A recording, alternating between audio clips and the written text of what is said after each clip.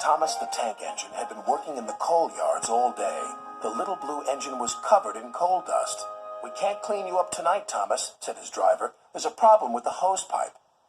"Bother," said Thomas. "A bath would make me feel much better. The others are sure to say I look silly." But the engines were too busy arguing to notice Thomas. James was talking loudest of all. "I deserve a new coat of paint. Sir Topham Hatt says I'm the pride of the line, and—" "Rubbish," huffed Henry. "We're all the pride of the line." "It's been like this all day," confided Percy to Thomas. "James is getting a new coat of paint and won't stop boasting about it." "Why, James? I'm the one who needs a new coat. Look at me." "I'd rather not," retorted James. "You're not a pleasant sight, and wouldn't understand the needs of a really important engine." Thomas was fuming.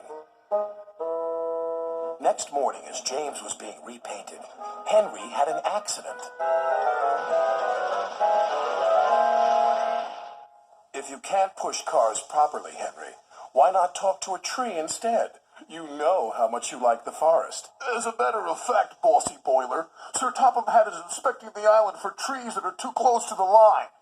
He's worried they might cause trouble." "Ha!" laughed James. "If I came upon a tree, I'd just push it aside." "Really?" Henry replied. Soon James was showing off his paintwork.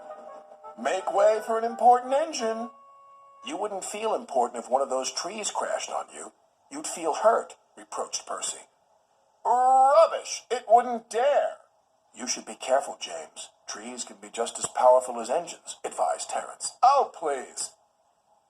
Now, excuse me, Sir Topham Hatt needs me to pull the express." And he huffed away.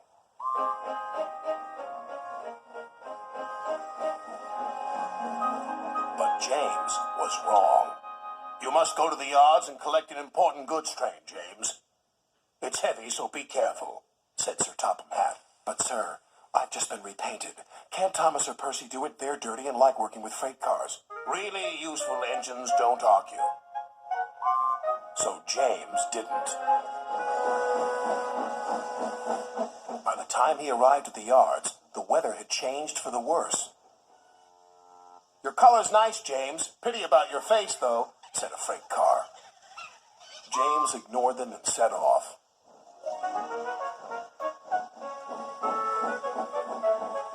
Soon they came to a hill, and his driver knew they were in for a difficult time.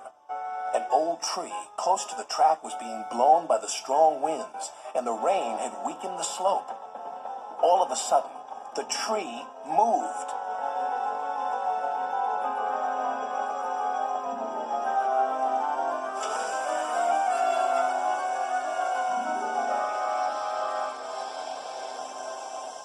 "Oh, help!" cried James. "Go away!" But of course, the tree couldn't. James tried to reverse away from the tree, but his train was too heavy. Then he heard a whistle. "It's Thomas," called his driver. James felt embarrassed and worried that Thomas would laugh at him, but Thomas didn't. He knew this was no time for teasing. "Beep, beep." "I'm ready," whistled Thomas. "So am I," replied James. "As ready as I'll ever be." They were just in time.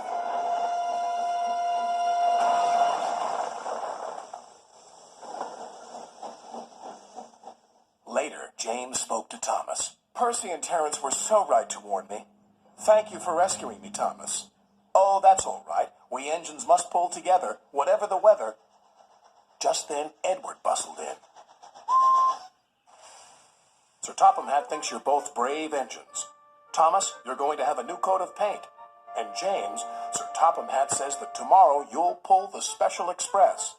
Everyone was very happy.